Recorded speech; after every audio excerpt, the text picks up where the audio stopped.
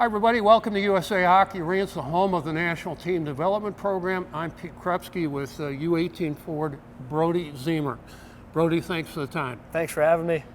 Your team is coming off a Five Nations win in international tournament. Your team has won 4 straight. You've run the table so far. What is it about international hockey that gets your team so fired up?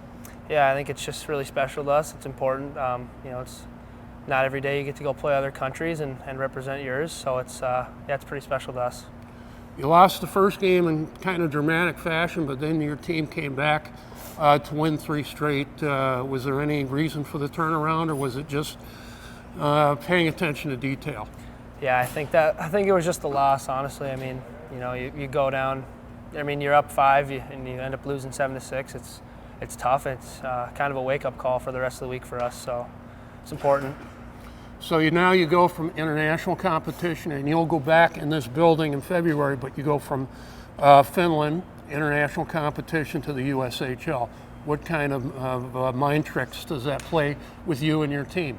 Yeah, I think the time and space will be a little bit less. It'll be more physical, but we just stick to our game plan and it'll all go well. You played at Shattuck-St. Mary's. I saw you a couple of years ago play in this building. I've asked other Shattuck players. You go from one elite program to another elite program. Are there any differences, or are there similarities?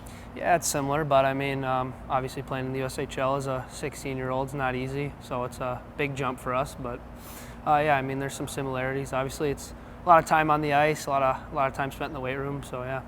A lot of hockey fans love to know how guys are awarded A's or C's. You came in one day with no letter at all.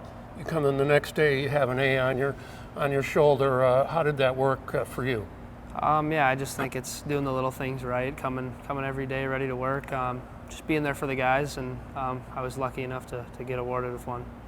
Was there any great ceremony or anything, or did you just walk into the locker room one day and there it was? Yeah, I was in Utica. I found out we were just practicing, and he just called me into the office and a couple other guys and told me I got one, so it was pretty cool. And I saw some of those similar traits when you were at Shattuck. You're not the biggest scorer on the team, but you do contribute, and you had a great international tournament. You're kind of a guy that fills the holes, right? You have to go where you have to go to get the points. Would that be fair to say? Yeah, I like to play around the blue paint. I like to play a hard game, so it's just how it is for me. And I like to help out in many ways as I can. You're from Minnesota. You're committed to the University of Minnesota. What's the reasoning there? Living away from home pretty much all high school. Thought I'd just go back home. Perfect. Yep. You're going through the NHL draft. What's it like talking to these scouts? It's kind of like a job interview, right?